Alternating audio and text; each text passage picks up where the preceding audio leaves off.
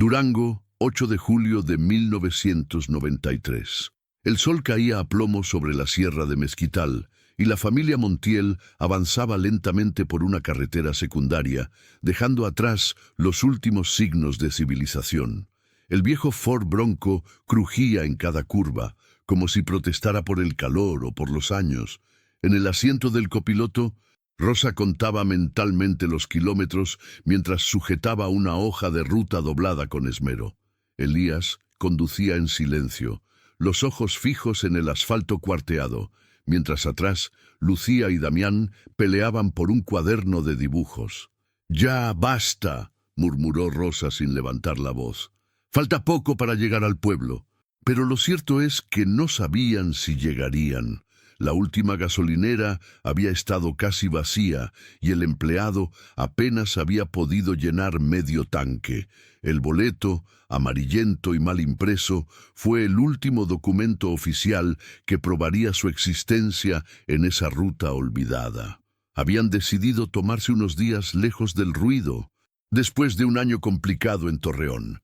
Elías, maestro de secundaria, había sufrido una denuncia injusta y fue suspendido temporalmente. Rosa, enfermera, había sido trasladada a medio tiempo. El viaje a la sierra era una forma de empezar de nuevo, al menos por unos días. Acamparían cerca del río Mezquital, explorarían la zona, y los niños podrían dibujar libremente en su cuaderno nuevo. Eso era todo lo que buscaban. Silencio, árboles y una pausa. Pero a las 18:42 todo cambió. La llamada llegó al número de emergencias del municipio con una interferencia densa. El operador apenas alcanzó a oír una voz masculina, nerviosa, diciendo: «Creo que nos están siguiendo». Y luego un estruendo. La línea se cortó. Se intentó rediscado. Nada. La ubicación, según los registros, provenía de una zona sin cobertura estable. El reporte se archivó como inconcluso. Al día siguiente, la policía de Mezquital patrulló un tramo de la carretera con un solo coche operativo. No encontraron restos, señales de accidente, ni rastro del vehículo. El jefe de policía cerró el caso como probable fuga voluntaria. En su informe añadió una nota a mano: «Vehículo posiblemente continuó hacia la frontera, sin evidencia de delito». La familia Montiel desapareció del registro público ese día. Pasaron las semanas, luego los meses. En Torreón, la escuela de Elías envió cartas. En el hospital, Rosa fue dada de baja por abandono de puesto. Algunos vecinos sospecharon de suicidio conjunto, otros de un secuestro encubierto. Nadie pudo probar nada. La familia no tenía deudas ni enemigos conocidos. Solo un álbum familiar dejado en casa, unas mochilas ordenadas junto a la puerta y la promesa de regresar en una semana. En 1995, el caso fue oficialmente cerrado. No hubo búsqueda formal en la zona boscosa donde se cortó la llamada. Para las autoridades, fue apenas otra familia desaparecida entre muchas. En los archivos del Estado, el expediente quedó como un número más, MZQ 93704. Años después, esa cifra no significaría nada, hasta que alguien la vio escrita en tinta deslavada sobre un trozo de madera clavado a la puerta oxidada de un silo olvidado. Pero eso sería en 2004. Por ahora, lo único que quedaba era la Bronco desaparecida, un ticket de gasolina guardado en una caja de evidencia y el eco de una voz entrecortada en una grabación de baja calidad. Un hombre que, antes de cortar la llamada, dijo algo más, algo que solo un técnico logró descifrar con software de recuperación de audio. Una voz temblorosa que murmuró: «Lucía, agáchate». Durango, 13 de junio de 2004. El cielo estaba claro, aunque un calor seco amenazaba con convertir el camino de tierra en polvo. Iván Salgado, de 34 años, pedaleaba con ritmo constante a través de un sendero que se internaba entre la maleza, siguiendo una ruta que solo unos pocos ciclistas extremos conocían. Llevaba semanas entrenando para un circuito amateur y se había alejado más de lo previsto. Le gustaba perderse un poco, respirar sin semáforos, sin claxones, sin nadie gritando su nombre. Pero esa mañana algo lo hizo detenerse. Primero fue el olor. Un leve perfume ácido, mezcla de óxido, madera húmeda y polvo viejo.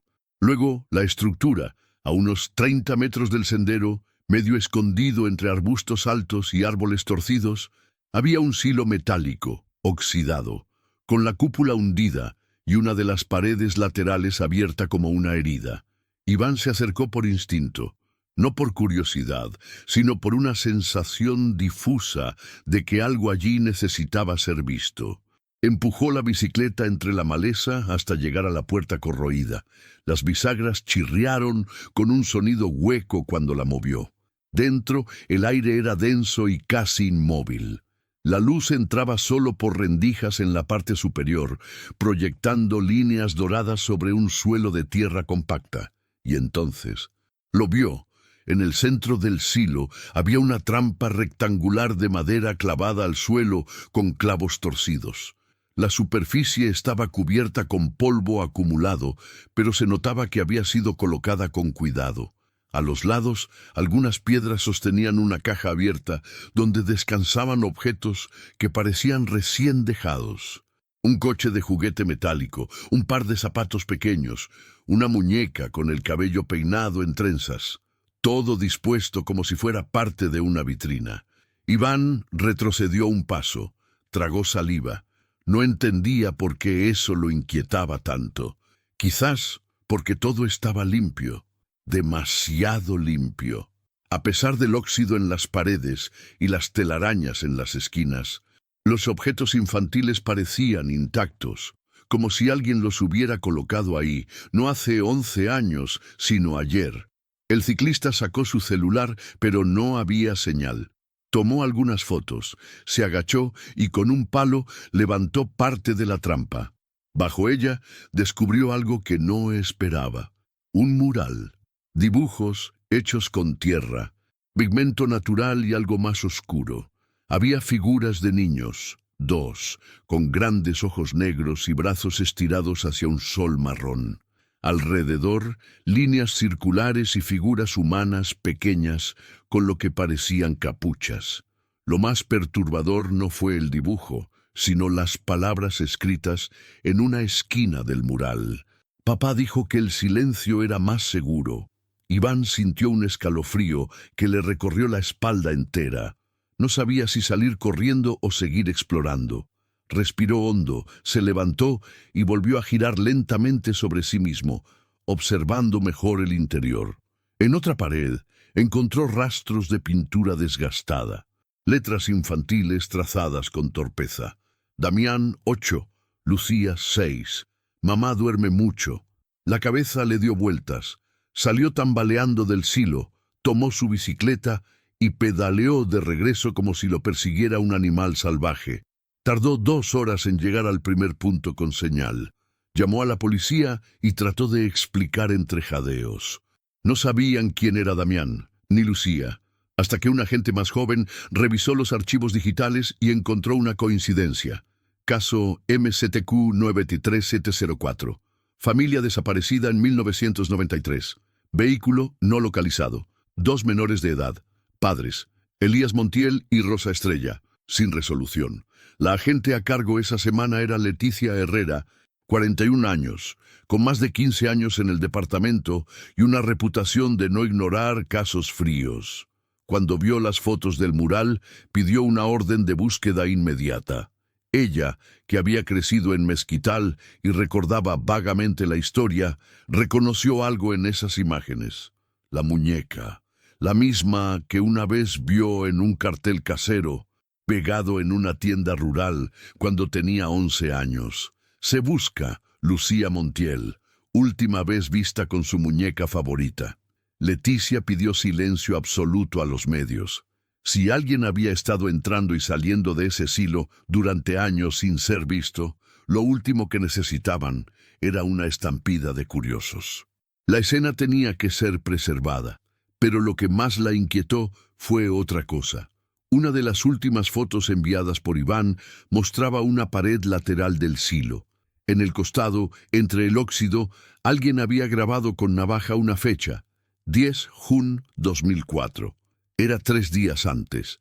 Leticia Herrera caminó despacio por el pasillo del archivo municipal, el olor a papel viejo impregnando cada rincón. Las luces fluorescentes parpadeaban de manera intermitente y el ventilador del techo hacía más ruido que aire. Llevaba una copia impresa de las fotos tomadas por Iván, especialmente la del mural y la inscripción. En su otra mano, una carpeta con el código MCQ93704 subrayado en rojo. Lo había solicitado apenas volvió de ver el silo. Ahora necesitaba entender por qué ese caso había sido enterrado tan rápido. El expediente estaba incompleto. Faltaban las entrevistas a los familiares, las copias de las llamadas, incluso los croquis de búsqueda. Solo había un parte policial de 2 páginas firmado por el comandante Alonso Mireles, quien, según los registros, había fallecido en 1999. En él se hablaba de rumores de avistamientos sin confirmar, de una zona de difícil acceso, y se sugería cerrar el caso por falta de evidencia concreta. Pero lo más llamativo estaba al final del documento, una nota escrita a mano con letra irregular, como si el autor estuviera apurado o tembloroso. No buscar más allá del desvío de Santa Lucía. Demasiadas versiones, demasiado silencio. Leticia frunció el ceño. Recordaba ese desvío, un camino sin pavimentar que los locales evitaban. Se decía que estaba maldito, que animales desaparecían sin rastro, que las radios dejaban de funcionar allí. Pura superstición campesina. Pero ahora no parecía tan absurdo, sobre todo después de ver lo que había dentro del silo. Salió del archivo, encendió su grabadora de voz y comenzó a hablar mientras caminaba hacia su coche. Registro inicial, 16 de junio de 2004. Caso MCTQ 93704 reabierto. Coincidencias encontradas entre evidencias fotográficas y descripción de objetos pertenecientes a menores desaparecidos en 1993. Se establece conexión directa con sitio localizado en las afueras de Mezquital. Solicito revisión de testimonios originales y entrevista con familia cercana a las víctimas. El siguiente paso fue contactar a la única persona aún viva que había declarado en 1993.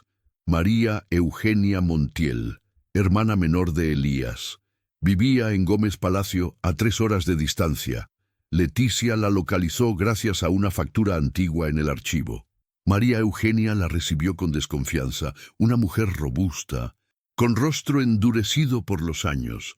Al ver la foto de la muñeca, palideció. ¿Dónde encontró eso? Leticia no respondió de inmediato. Le ofreció un vaso de agua y se sentaron en la cocina. Necesito que me cuente todo lo que recuerde. Aunque le parezca insignificante, María tragó saliva. Tardó en hablar. Mi hermano era muy reservado. Después de la suspensión en la escuela no volvió a ser el mismo. Había algo en sus ojos, como si temiera algo. Nunca me dijo por qué exactamente iban a Mezquital, solo que necesitaban alejarse. Rosa no quería ir. Yo lo sé. Me llamó 2 noches antes. Estaba preocupada por los niños. Dijo que Elías había cambiado. Leticia anotaba todo, cada pausa, cada palabra no dicha. Cambió cómo. Tenía pesadillas. Despertaba gritando. Decía que alguien lo seguía, que lo vigilaban desde el cerro, que los árboles hablaban entre sí. Leticia levantó la vista. Eso sonaba más como una crisis nerviosa que una amenaza real. Pero en muchos casos, los detalles mentales predecían algo más. Le dijo si conocía a alguien en Mezquital. No, pero mi madre solía contar que cuando éramos niños, Elías se perdió en esa zona por 2 días. Lo encontraron cerca de una cabaña abandonada. Nunca quiso hablar de eso. Leticia guardó silencio. Todo eso era bruma, nada concreto, pero empezaba a sospechar que Elías había llevado a su familia a ese lugar por algo más que descanso. Antes de irse, María le entregó una caja de recuerdos. viejas cartas, una foto familiar y un cuaderno escolar de Damián. La investigadora hojeó las páginas. Dibujo tras dibujo, todos infantiles, hasta la última hoja. Allí, con lápiz grueso y trazo inseguro, el niño había escrito algo. Papá dijo que si hacíamos silencio, no nos encontrarían. Esa frase, idéntica a la del silo. Leticia cerró el cuaderno. Tenía que volver al lugar, no como policía, como alguien que entiende que, a veces, los fantasmas no son espíritus, son decisiones enterradas. La carretera hacia Mezquital se extendía como una cicatriz reseca entre colinas áridas y árboles que parecían muertos por dentro. Leticia conducía en silencio, con la ventanilla entreabierta y los ojos clavados en la línea amarilla desgastada. A su lado, en el asiento del copiloto, reposaba la caja con los recuerdos de los Montiel, abierta apenas lo suficiente para dejar ver el cuaderno de Damián. Cada tanto, el viento arrastraba polvo sobre el parabrisas y obligaba a bajar la velocidad. No había señal telefónica desde hacía una hora. Tampoco otras patrullas, ni siquiera postes de luz. Solo la soledad seca del norte de Durango. Leticia miró el mapa físico que había marcado con un círculo rojo, el desvío hacia Santa Lucía, aquel lugar mencionado en la nota manuscrita del antiguo expediente. Estaba cerca, y el silo encontrado por Iván se ubicaba a menos de 3 kilómetros de ahí. ¿Coincidencia o advertencia? Al llegar, la vegetación se volvió más espesa. Los árboles crecían de forma irregular, torcidos hacia un lado como si hubieran sido empujados por un viento invisible. Leticia apagó el motor y salió del coche. El aire tenía un olor a hierro y a algo más. Una humedad estancada, como la de un sótano cerrado durante años.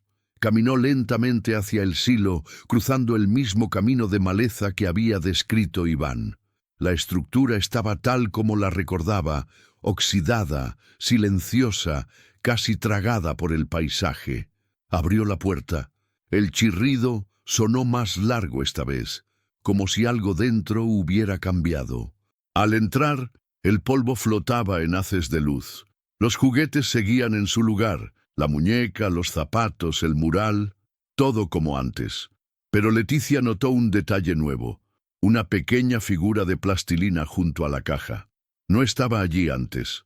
Era un niño, hecho con dedos pequeños, con una sonrisa torcida y los ojos tachados con tinta negra. Un mensaje. Tomó fotos, grabó video y se agachó junto al mural. Al acercarse, pudo ver que las figuras capuchadas del dibujo no eran solo sombras. Tenían detalles, rostros deformes, manos largas. Todos miraban al mismo punto, una figura infantil en el centro. Lucía, ¿quién te dibujó así?, murmuró, casi sin voz. Entonces escuchó un sonido, un crujido seco como una rama partiéndose. Se puso de pie de inmediato y apuntó con su linterna. Nada. Pero en el suelo, frente a la entrada, había marcas nuevas, huellas, pequeñas, pero recientes. Alguien había estado allí desde la última visita, y no eran de un adulto. Volvió al coche más rápido de lo que hubiera querido admitir. Mientras arrancaba, revisó las grabaciones en su cámara. En una de las fotos del mural, algo parecía haber cambiado. El trazo de una de las figuras infantiles, antes inmóvil, ahora tenía una línea nueva, una lágrima. Leticia apretó los labios. No podía confiar en sus ojos, pero sí en su instinto. Ya en la estación, imprimió una copia ampliada del mural. En el tablero de corcho de su oficina, comenzó a conectar hilos. La desaparición, el dibujo, los nombres, la muñeca. En el centro, una pregunta sin respuesta. ¿Quién mantuvo todo eso intacto por 11 años? Ordenó una búsqueda perimetral con drones y cámaras térmicas, pero los resultados fueron nulos. Nada vivo, más allá de animales pequeños. Sin embargo, uno de los operadores detectó algo extraño. Cerca del silo, al norte, había una estructura enterrada. No era natural. La mandó marcar con coordenadas exactas. Una cabaña, posiblemente, o una cámara subterránea. Lo sabría al día siguiente. Esa noche no pudo dormir. En su mesa de noche dejó el cuaderno de Damián abierto. Una frase parecía haber cobrado más peso que nunca. Papá dijo que el silencio era más seguro. ¿Pero más seguro para quién? El sol apenas se asomaba cuando Leticia Herrera y su equipo de peritos llegaron al punto marcado por el escáner térmico. La vegetación era más densa que alrededor del silo, como si el terreno se hubiera tragado lo que alguna vez hubo allí. Con palas, sondas y sensores manuales, comenzaron a despejar el área. No tardaron mucho en encontrarla. Una losa de concreto, semioculta bajo tierra y hojas secas, con una argolla oxidada en el centro. No tenía marcas, ni números, ni bisagras visibles, solo una tapa sellada al suelo como un secreto no contado. ¿Seguros de que esto no es una fosa séptica?, preguntó uno de los técnicos. Leticia negó con la cabeza. La distribución térmica no corresponde. Está sellado, pero conserva temperatura constante. Algo está aislado allá abajo. Con cuidado, colocaron cuerdas alrededor y comenzaron a levantar la tapa. La tierra crujió. Un zumbido leve emergió del hueco como un susurro de aire atrapado por demasiado tiempo. Dentro, unos peldaños de hierro descendían hacia la oscuridad. Leticia colocó un casco con linterna, ajustó su pistola reglamentaria y bajó. Cada escalón oxidado rechinaba bajo su peso. El aire era denso, cargado de humedad y un olor acre, entre moho, metal y algo más sutil, algo dulce y rancio al mismo tiempo. La estructura subterránea tenía apenas 4 metros de profundidad. Al llegar al fondo, lo vio. Un cuarto pequeño, de concreto, sin ventanas, con una cama improvisada a un lado y una mesa repleta de objetos infantiles. Ropa, dibujos, una caja con crayones desgastados, un cepillo con cabellos largos. Pero lo que más llamó su atención fue la pared del fondo. Allí alguien había escrito con marcador rojo, en letra de adulto: silencio es familia, ruido es traición. Leticia sintió un escalofrío recorrerle la espalda. Grabó cada rincón con su cámara. En el suelo encontró huellas pequeñas, pies descalzos y marcas recientes de arrastre. Alguien había estado durmiendo ahí hasta hace poco. Sobre la mesa, un cuaderno nuevo. En la primera página, dibujos de una niña y un niño tomados de la mano. En la segunda, la figura de un hombre alto, sin rostro, con una X en el pecho. En la tercera, una palabra escrita con fuerza: no. Leticia subió de inmediato. Ordenó cerrar el acceso y colocar una guardia permanente. Algo no cuadraba. ¿Quién bajaba ahí? ¿Quién dejó todo eso tan ordenado? Mientras analizaban las pruebas en la estación, uno de los peritos trajo una sorpresa. Comparando las huellas encontradas en la tierra con las que había en el cuarto, determinaron que había 2 tipos de pisadas infantiles y una adulta. Pero lo más inquietante era que algunas huellas se sobreponían de manera casi perfecta con las del mural del silo, como si los dibujos fueran una especie de mapa, una reproducción fiel de lo que los niños vivieron. Esa noche, Leticia recibió una llamada que la paralizó. Era Iván, el ciclista. Estaba temblando. Alguien me dejó una nota en la bicicleta. No la vi hasta llegar a casa. Está escrita con lápiz, como de niño. ¿Qué dice? Gracias por volver. Ya no estamos solos. Leticia se quedó en silencio. ¿Quién lo escribió? ¿Y por qué no sentía alivio, sino miedo?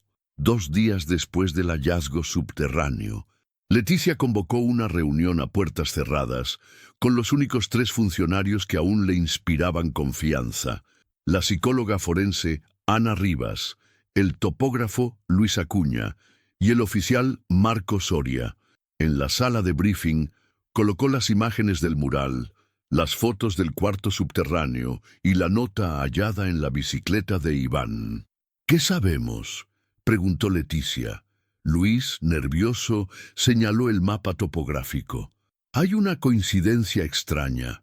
Si tomamos el silo como punto de referencia y trazamos una línea hasta la entrada subterránea, obtenemos un patrón simétrico, geométrico casi, como si ambas estructuras formaran parte de un diseño. Ana, en cambio, había puesto su atención en los dibujos. He analizado los trazos del cuaderno hallado en el refugio. No son de una sola persona. Al menos 2 niños escribieron allí. Las líneas del segundo, más recientes.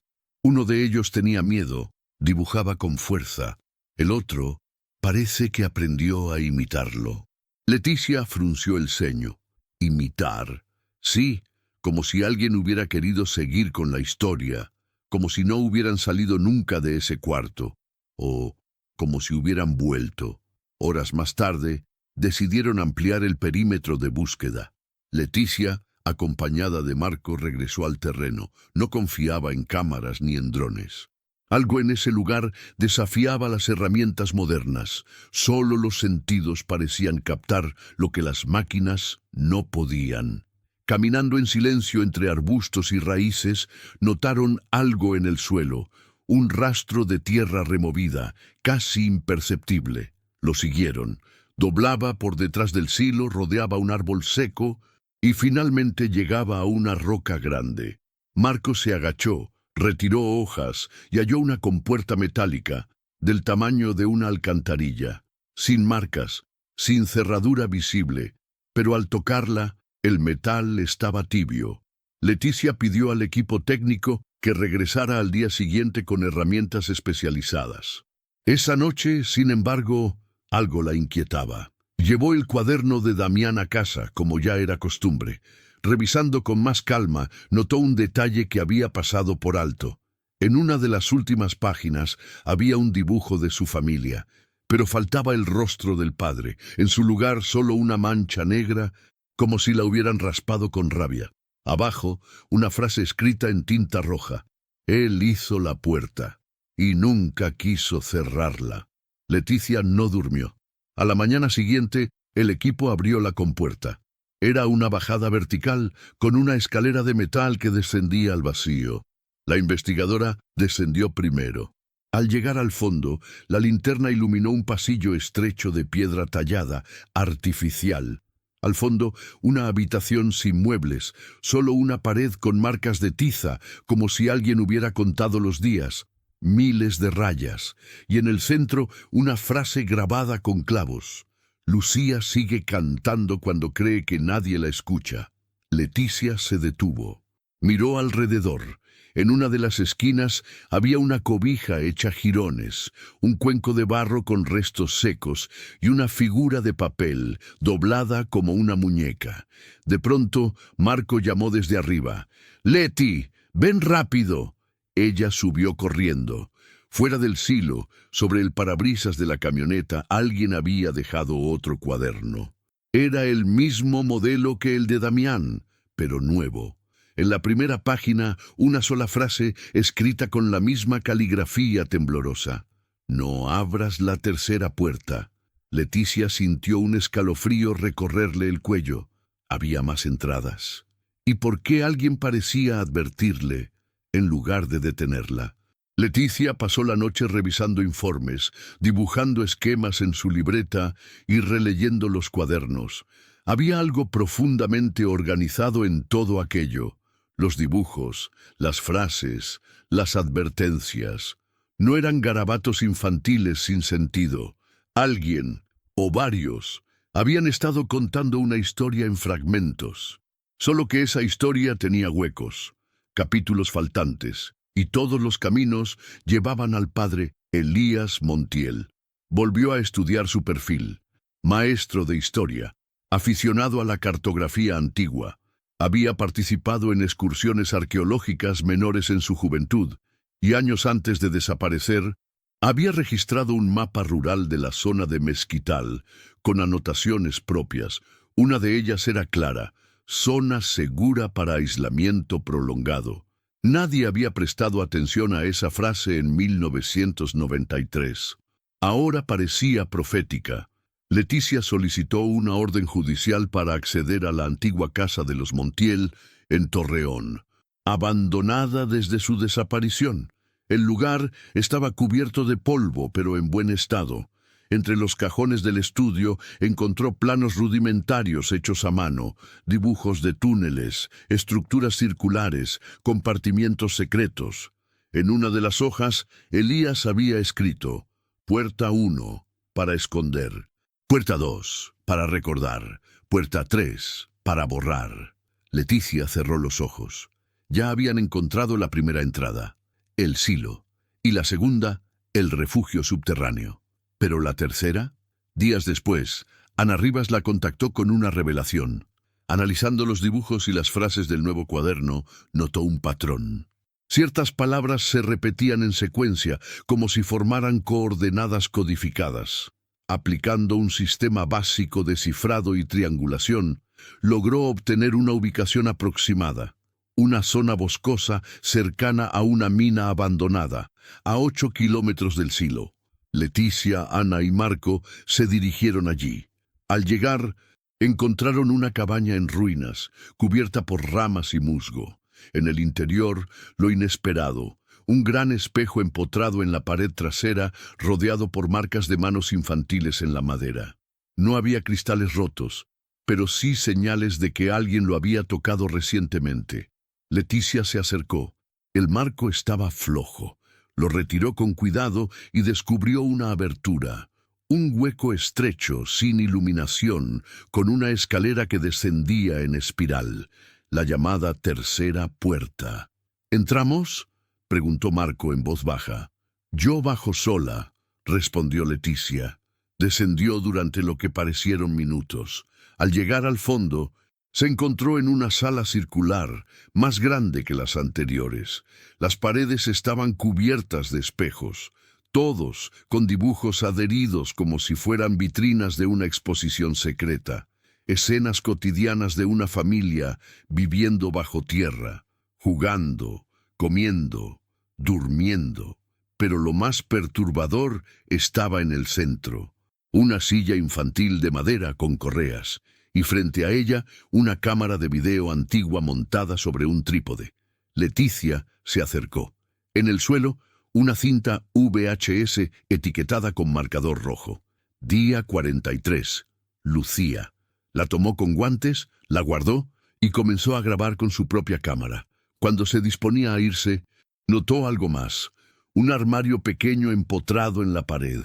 Lo abrió con esfuerzo. Dentro colgaba una bata blanca y una placa escolar con el nombre E. Montiel. Alguien había estado allí, enseñando, observando, registrando. De regreso a la estación, Leticia entregó la cinta para análisis forense. No se atrevió a verla sola. La psicóloga Ana revisaría su contenido primero. Horas después, Ana salió de la sala pálida, con la mandíbula apretada. No hay violencia explícita, pero hay algo peor. ¿Qué? Durante toda la grabación, Lucía mira directo a la cámara, no parpadea, y repite lo mismo una y otra vez. Si me ves, no me busques. Leticia sintió un vértigo sordo en el estómago. La tercera puerta no estaba hecha para ser abierta. Era una advertencia. Durante toda la noche, Leticia no logró conciliar el sueño. Las palabras de Lucía repetidas en el video, si me ves, no me busques, resonaban como un eco en su mente. Algo no encajaba. No era una simple advertencia, era una condición, un límite, como si la niña supiera que, más allá de cierto punto, buscar se volvía una forma de perderse también. El análisis de la cinta reveló que había sido grabada con una cámara de los años 90 y que contenía rastros de regrabación. Alguien había reutilizado la cinta, grabando sobre una anterior. La capa más antigua tenía fragmentos ilegibles, pero contenía dos voces. Una de ellas claramente masculina, la otra infantil. Leticia solicitó al laboratorio una reconstrucción de audio. Mientras tanto, volvió al archivo en busca de un detalle que no había querido revisar desde el inicio: los antecedentes familiares de Elías Montiel. Allí encontró un documento que había sido mal archivado, una carta manuscrita de 1984, dirigida al propio Elías, enviada desde un centro correccional juvenil en Sinaloa. La firmaba su hermano mayor, Julián Montiel, un nombre que nunca había aparecido en los informes anteriores. La carta decía: lo que viste en la cabaña no era tu culpa. Lo que nos enseñaron tampoco, pero si lo repites, no te vas a salvar tú, vas a enterrar a otros. Leticia marcó el nombre, Julián Montiel. Buscó en registros penales. Julián había sido condenado por abuso y desaparición de menores en 1979. Cumplió parte de su condena en una institución psiquiátrica y fue dado por muerto en un incendio en 1986. Pero no había certificado oficial, solo una nota policial con una frase: el cuerpo no fue localizado, posible fuga. Esa mañana, Ana Rivas volvió con novedades del audio restaurado. Escucha esto. Reprodujo el fragmento. Una voz adulta, pausada, repetía con tono monótono: Lucía, repite los nombres. La voz infantil respondía apenas audible: papá, Damián, mamá. ¿Y el otro? Silencio. Di su nombre, Lucía. Entonces, la niña murmuraba algo que apenas se entendía, pero que se repetía 3 veces. No se dice, no se dice, no se dice. Ana pausó la grabación. ¿Lo oíste? Ella se niega a decirlo. Como si hacerlo implicara algo peor. Leticia sintió un vacío en el estómago. Esa figura que aparecía en los dibujos, con el rostro tachado y una X en el pecho. ¿Era Julián? ¿Era eso lo que Elías trató de encerrar con su familia? El equipo volvió al tercer acceso, la sala de espejos, con más precaución. Esta vez instalaron sensores de movimiento, cámaras térmicas y micrófonos. Todo quedó sellado con vigilancia remota, pero la primera noche, a las 3:14 am, uno de los sensores captó movimiento. Una figura pequeña cruzó el encuadre, se detuvo frente al espejo principal y desapareció. Al día siguiente, las cámaras no registraron nada.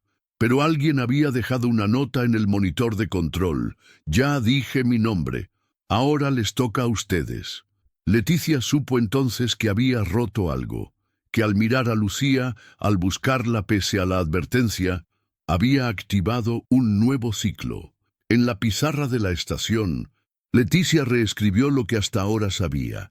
Elías construyó 3 estructuras, mantenía a su familia aislada. Lucía dejó mensajes codificados. Julián pudo haber sobrevivido. Hay alguien más involucrado. Hay algo que aún no se ha dicho. Y al centro, con letras grandes: ¿qué pasaría si el silencio no era protección, sino obediencia? Esa noche, Leticia recibió una llamada anónima, voz rasposa, masculina. La tercera puerta no fue la última. ¿Quién habla? Ustedes despertaron lo que estaba dormido. Clic. Leticia sintió que todo estaba a punto de colapsar. La mañana siguiente fue más fría de lo habitual en Durango. Leticia llegó a la oficina antes de que el sol saliera, incapaz de dormir después de la llamada. Encendió la cafetera, extendió todos los documentos y comenzó a leer los registros médicos escolares de los hijos Montiel. Un detalle llamó su atención. Lucía había faltado a clases durante un mes completo en 1992, sin justificativo formal. Lo único anotado por la maestra fue: los niños parecen nerviosos, evitan contacto visual. Dicen que no pueden hablar de lo que pasa en casa. Ese mismo día, Leticia viajó a Torreón para visitar a la antigua directora del colegio. Doña Teresa, jubilada pero lúcida, la recibió con tristeza en los ojos. Recuerdo a Lucía, sí, era calladita, dibuja mucho. Cuando volvió después de ese mes, ya no era la misma, ya no dibujaba flores, dibujaba sótanos. Leticia mostró uno de los dibujos recuperados. ¿Así? La mujer asintió, conteniendo el aliento. Sí, exactamente así. Yo lo reporté, pero nadie hizo nada. Elías era muy respetado. Decían que había sufrido un colapso nervioso, que la familia necesitaba privacidad. Leticia dejó el lugar sintiendo un nudo en la garganta. A su regreso, la esperaban dos noticias. El equipo de análisis acústico había identificado una voz adicional en la cinta VHS, más grave, más envejecida. Y la policía rural de Mezquital encontró algo más durante una inspección secundaria en la cabaña donde estaba el espejo. Un cuaderno quemado, parcialmente legible, que llevaba por título en la primera hoja, Proyecto Confesional, Instrucciones para Silencio Prolongado. Leticia lo leyó en voz baja, en su oficina. El sujeto debe aprender a repetir sin comprender. Solo así se garantiza la obediencia total. La presencia de figuras parentales favorece el anclaje emocional. El aislamiento refuerza la dependencia. En caso de resistencia, se debe imponer la mirada. Los espejos ayudan. La escritura no coincidía con la de Elías, pero sí con otra muestra, una carta archivada en el penal de Sinaloa, escrita por Julián Montiel en 1980. Leticia convocó a Ana y Marco, puso todos los elementos sobre la mesa. Los túneles, las frases, los dibujos, la nota, el cuaderno quemado. Elías no fue solo víctima, fue cómplice. Reprodujo lo que Julián inició, tal vez por miedo, tal vez por lealtad, pero construyó ese encierro para algo más que protección. ¿Crees que Lucía y Damián siguen vivos?, preguntó Ana con voz rota. Creo que alguien sigue usándolos como parte de un experimento, como sujetos, como símbolos. Marco, que había estado en silencio, habló por primera vez en horas. ¿Y si ese alguien no es Julián? Leticia lo miró. ¿Quién entonces? Marco abrió una carpeta con documentos recuperados del Archivo Nacional. Entre ellos, una solicitud de beca de investigación de 1975, firmada por un joven profesor llamado Elías Montiel. El proyecto, la obediencia condicionada en entornos cerrados, modelos experimentales. ¿Y si Elías fue el primero? Leticia sintió que el suelo se le movía bajo los pies. Esa noche, volvió a la cabaña del espejo con Ana. Querían confirmar si había un cuarto oculto más allá del armario. Y lo había. Tras retirar una falsa pared, encontraron un espacio estrecho, con paredes de piedra cubiertas de dibujos. Pero uno estaba fresco. Una niña, sentada, viendo hacia adelante.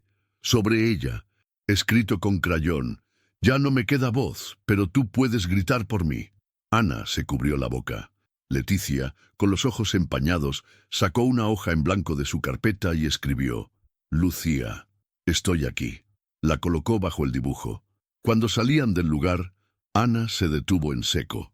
En el espejo principal, que antes estaba vacío, ahora había una frase escrita con el vapor de su aliento: «Te vi». Leticia cerró la puerta de la cabaña sin decir palabra. Afuera, el aire estaba espeso. La frase escrita en el espejo: «Te vi», parecía seguirla incluso con los ojos cerrados.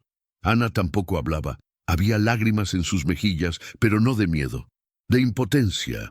De regreso a la estación, revisaron nuevamente todos los registros digitales con un nuevo objetivo: buscar menciones de Elías Montiel como investigador, no como víctima. Fue entonces cuando encontraron un documento sin índice ni autor asignado, escondido en una carpeta sin título dentro del sistema judicial del Estado. Era una transcripción incompleta de una entrevista fechada en diciembre de 1987, realizada en una institución psiquiátrica de Jalisco. El entrevistado hablaba de un experimento fallido, de una estructura de obediencia que se rompía si alguien hacía demasiadas preguntas. Fragmento: ¿por qué encerró a su familia? No fue encierro, fue un refugio. ¿Refugio de qué? Del ruido. El ruido hace que recuerden. ¿Quiénes? Los niños. Que recuerdan lo que se les hizo antes. Antes de mí. Leticia volvió a leer la fecha. 1987. Elías todavía vivía en Torreón en ese año, pero esa entrevista no llevaba su nombre. Tampoco el del entrevistador. Solo las iniciales JM. Julián Montiel. Una llamada interrumpió sus pensamientos. Era el operador de vigilancia en la sala de espejos. Algo había aparecido en una de las cámaras térmicas, una figura humana, sentada en el suelo, estática, sin movimiento. Leticia y Marco fueron al lugar. Al llegar, la figura ya no estaba, pero en el centro del cuarto, donde antes había una silla vacía, alguien había dejado una caja de cartón, dentro una cinta de casete, un zapato infantil y un mechón de cabello trenzado. Leticia tembló. El casete fue enviado al laboratorio. Cuando lograron reproducirlo, descubrieron que contenía una grabación deteriorada, pero todavía audible. Era una conversación entre un adulto, probablemente Elías, y un niño. La voz de Damián. ¿Cuándo salimos, papá? Cuando estés listo. ¿Listo para qué? Para no decir nada. ¿Y mamá? Ella ya entendió. ¿Y Lucía? Lucía canta. Lucía no olvida. Ana, al escuchar esa última frase, se desmoronó. Él los entrenaba para olvidar, pero Lucía lo resistía. Por eso cantaba. Leticia entendió entonces lo esencial. El silencio no era solo físico, era mental. Era la herramienta del castigo, de la obediencia, pero Lucía había dejado rastros, dibujos, frases, una forma de hablar sin romper el pacto. Esa tarde, el juez autorizó la exhumación del terreno bajo el silo. Sospechaban que podía haber una cámara intermedia. Tenían razón. A 2 metros bajo la tierra, entre piedras y raíces, hallaron una caja metálica sellada al vacío. Dentro, documentos firmados por Elías, bitácoras de observación. Cada hoja registraba el comportamiento de los niños día a día. Extracto, día 72. Damián repite sin errores. Lucía improvisa canciones. Día 90. Mamá empieza a olvidar. Día 112. Damián pregunta por su madre. Le muestro el espejo. Llora. Día 130. Lucía dibuja la puerta por tercera vez. Parece recordar algo. Comenzaré protocolo de reversión. Leticia cerró los ojos. El experimento nunca fue protección. Fue programación. Fue sometimiento. Esa noche, mientras revisaban el último de los dibujos, Ana señaló un detalle. En una esquina, Lucía había dibujado una casita con un símbolo extraño sobre el techo. Parecía un triángulo invertido con un punto en el centro. Leticia lo reconoció al instante. Estaba grabado en la parte posterior del espejo en la cabaña y también en el expediente de Julián Montiel, como marca incinerada en el sobre. No era solo una marca, era una señal, una firma. Leticia respiró hondo. Esto no termina aquí, ni con Julián ni con Elías. ¿Entonces? Preguntó Marco. Ella alzó la vista. Alguien más los estaba observando. Y quizás aún lo está. Una semana después de la apertura del compartimiento bajo el silo, Leticia se reunió con el fiscal de distrito para presentar un informe formal. Pero lo que debía ser una simple revisión técnica se convirtió en un interrogatorio indirecto. Había alguien más en la sala, un hombre de traje gris, no identificado, que observaba en silencio. Nunca dijo su nombre, solo escuchaba. Leticia expuso las bitácoras de Elías, las pruebas forenses, los fragmentos de video y audio. Al llegar a la parte sobre Julián Montiel, el fiscal levantó una ceja. Según el registro oficial, Julián murió en 1986. ¿Insinúa que fingió su muerte? Leticia colocó sobre la mesa la fotografía del símbolo, el triángulo invertido con el punto al centro, impreso en los documentos y grabado en las paredes del refugio. Ese símbolo aparece en 3 lugares distintos. Julián lo usaba como marca personal en sus cartas desde prisión. También lo hemos encontrado en una losa reciente, con pintura fresca. Sea quien sea, alguien sigue utilizando su firma. El hombre de traje gris tomó la fotografía y la observó con atención. Luego, sin decir palabra, abandonó la sala. Leticia no supo si eso era una señal de advertencia o de respaldo. Mientras tanto, Ana continuaba analizando los patrones en los dibujos de Lucía. Había notado algo que antes parecía solo un detalle infantil. Muchas de las figuras estaban acompañadas por ojos flotantes, siempre 3, alineados en forma triangular. No son decorativos, dijo. Son ubicaciones, miradas, vigilancia. Ana superpuso varios dibujos digitalizados y encontró que los ojos siempre aparecían en la misma disposición, como si formaran una ruta. Al comparar con un mapa del área rural, descubrió una coincidencia alarmante. Los 3 puntos formaban un triángulo exacto, con el silo en uno de los vértices. En el centro, un claro sin registrar, entre cerros. Leticia y Marco fueron allí de inmediato. El lugar era un hueco natural entre montes, cubierto por árboles viejos. No había caminos ni construcciones, solo tierra seca. Pero al caminar en círculos, Marco tropezó con algo metálico, una compuerta enterrada bajo piedras. No tenía cerradura ni cadena, solo una manija. Al levantarla, se abrió un pozo de concreto con escalones tallados directamente en la pared. Bajaron con linternas, hasta llegar a una cámara cuadrada, vacía, salvo por un banco de madera y una cámara de vigilancia antigua empotrada en la esquina. Aún parpadeaba una luz roja. La revisaron.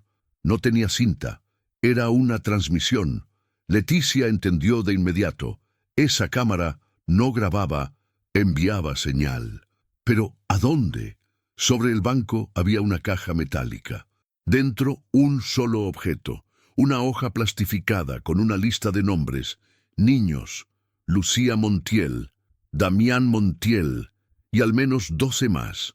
Algunos con fecha de entrada, ninguno con fecha de salida. Leticia sintió el estómago contraerse. Esto es más grande de lo que pensábamos. Esa noche Leticia regresó sola a la estación.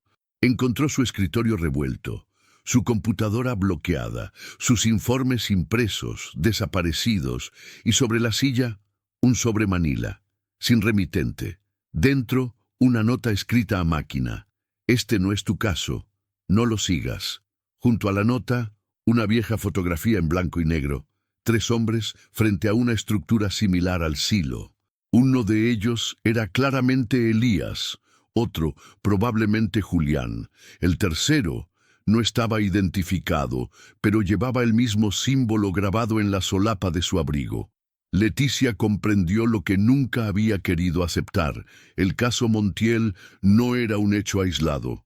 Era un fragmento de algo más. Y ahora, ella también había sido vista. La imagen de los 3 hombres frente al silo se había clavado en la mente de Leticia como una astilla. Sabía que esa foto era clave. Una especie de advertencia enviada por alguien que no quería permanecer oculto, pero tampoco ser nombrado. Había un lenguaje detrás de todo eso. Un código que no usaba palabras, sino símbolos, lugares y repeticiones. Al día siguiente, Ana llegó con algo urgente. Había logrado recuperar parte del audio oculto en la cinta VHS, debajo de las grabaciones visibles. Lo que escucharon las dejó sin aliento. Era una voz, una muy distinta a las anteriores. Más fría, controlada, repetía instrucciones como si se tratara de un entrenamiento. Cuando te miren no respondas. Cuando pregunten sonríe. Cuando olvides recibirás silencio. Cuando recuerdes recibirás castigo. Ana pausó. Esto no es solo abuso, es un protocolo. Leticia asintió. Ya no se trataba de Elías o de Julián únicamente. Había una estructura por detrás, una metodología, un sistema. Decidieron investigar la identidad del tercer hombre en la foto. Acudieron al archivo de prensa local y luego a registros académicos de los años 70.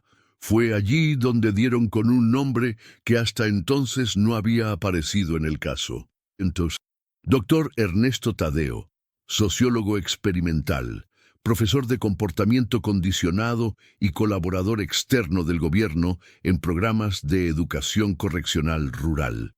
En un informe de 1978 aparecía citado como coordinador de un programa piloto llamado Obediencia aplicada en entornos naturales. No había más datos, ni publicaciones, ni fotografía oficial. Leticia escaneó nuevamente la imagen de la foto en blanco y negro. Hizo un reconocimiento facial, y aunque la base de datos no devolvió coincidencias directas, una nota automatizada apareció. Posible conexión con archivo confidencial nivel B. Acceso restringido. Esa misma tarde, su clave de acceso fue bloqueada temporalmente. En paralelo, Marco descubrió que uno de los nombres de la lista encontrada en el refugio, Daniel A. Ordóñez, 7 años, coincidía con un caso archivado como fuga voluntaria en 1992. El niño había desaparecido en la misma región, a solo 40 kilómetros del Silo Montiel. Nunca se encontró cuerpo ni pertenencias. En ese momento no se conectó con ningún otro caso. Ahora quedaba claro. Los desaparecidos no eran accidentales, eran seleccionados, reclutados. Ana sugirió que los nombres eran parte de una base experimental. Esto es un ciclo, Leti. Lo que hicieron con Lucía y Damián, lo repitieron. Quizás lo siguen haciendo. Por eso todo está intacto, porque alguien espera seguir. Esa noche, Leticia volvió al lugar donde todo comenzó, el silo. Entró sola. Llevaba una linterna, su grabadora y el cuaderno de Damián.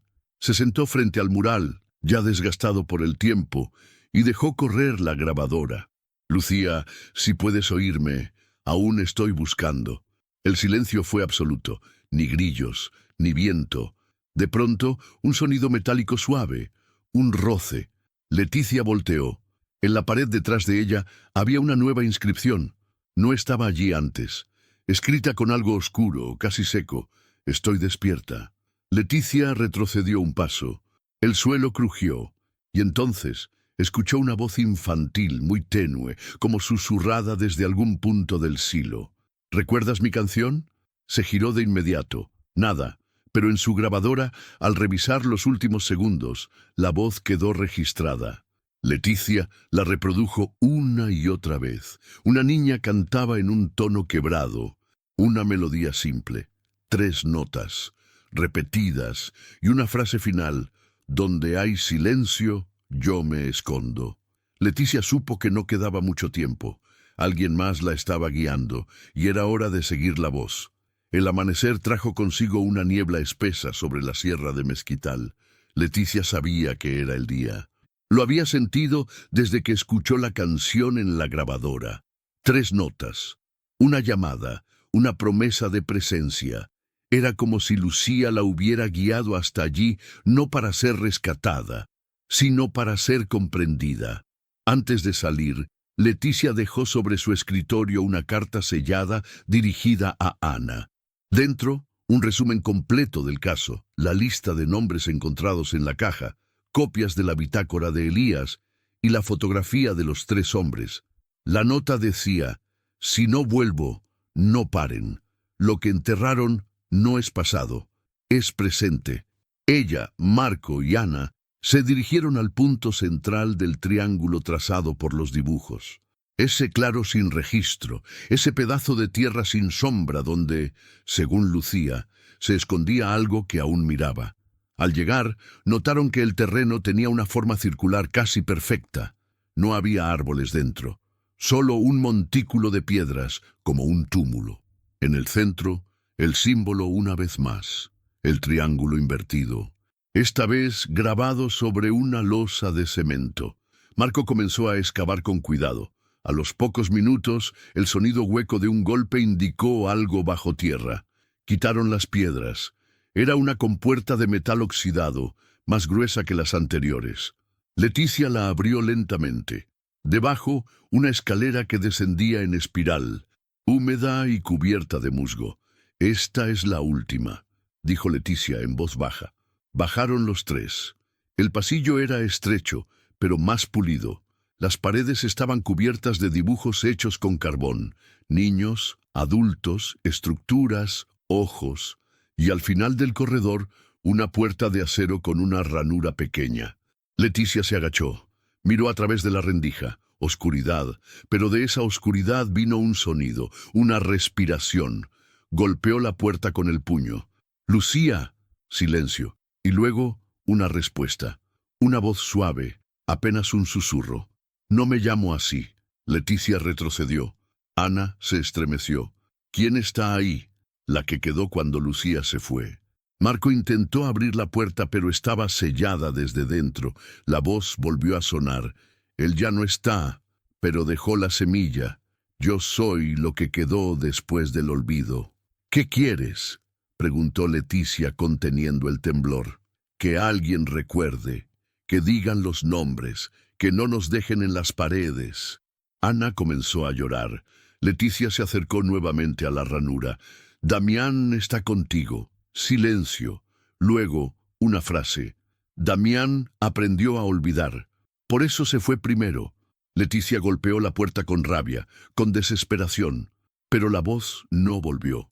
Al día siguiente, al regresar con un equipo especializado para abrir la cámara, ya no había compuerta, solo tierra removida. El claro estaba vacío, como si nada hubiera estado allí jamás. Pero al revisar las grabaciones térmicas de la noche anterior, encontraron algo. Una figura femenina, pequeña, se alejaba del claro en dirección al bosque, y en la tierra, sobre una roca, alguien había dejado una última frase. Ya no necesitan llamarme, yo los escucho. Leticia guardó el cuaderno. Sabía que no era el final.